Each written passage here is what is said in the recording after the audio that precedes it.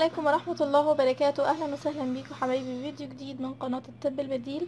النهاردة بإذن الله هنعمل مع بعض وصفة هايلة جدا ومضمونة، وكل البنات جربتها وجابت معاها نتيجة هايلة جدا الحمد لله. وصفة النهاردة بمكون واحد بس، وهو البطاطس. زي ما انتم شايفين معانا شرايح من البطاطس هنستخدمها لإزالة الهالات السوداء من تحت العين. يلا نشوف ايه اسباب الهالات قبل ما نشوف الوصفة. ومن اسباب الهالات السوداء يا بنات انك تقعدي على الكمبيوتر او التليفون لفترات طويلة، والسهر بشكل عام والاجهاد، ومنها بيكون برضو الامساك. دي بعض الاسباب للهالات السوداء، وفي اسباب تانية كتير للهالات السوداء.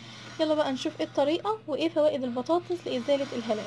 اول حاجة بتحتوي البطاطس على انزيم كاتشولز، وده اللي بيدخل في مستحضرات التجميل كمفتح للون البشرة. وكمان يا بنات في سائل البطاطس نفسه فيه نسبة كبيرة جدا من النشا، وزي ما كلنا عارفين طبعا النشا هايلة جدا في التفتيح، وبكده بتكون البطاطس هايلة جدا معانا في التخلص من الهالات السوداء. وكمان يا بنات البطاطس بتحتوي على فيتامين جي. فيتامين جي ده بيعمل كمضاد أكسدة قوي قوي للحفاظ على البشرة والحفاظ على الجلد. يلا نشوف هنستخدم البطاطس ازاي لإزالة الهالات.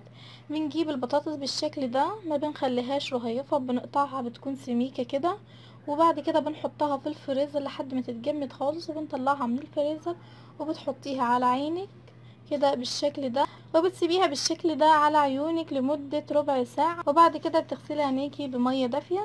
وده كان استخدام البطاطس. هنعمل ايه قبل ما ننام؟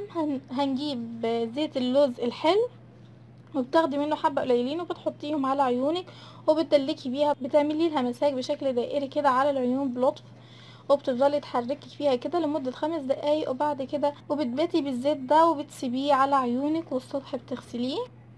بنستخدم البطاطس 3 مرات في الاسبوع، وبنستخدم الزيت بتاعنا الجميل ده بالليل قبل النوم كل يوم. يعني الزيت يتعمل يوميا والبطاطس تتعمل 3 مرات في الاسبوع. ودي كانت وصفتنا النهاردة بمكونات سهلة وبسيطة متواجدة في البيت، ويا رب تكون الوصفة سهلة وبسيطة عليكم. ولو الوصفة عجبتكم حبايبي ما تنسوش تعملوا لايك للفيديو علشان تشجعوني، وتعملي شير للفيديو بين اصدقائك.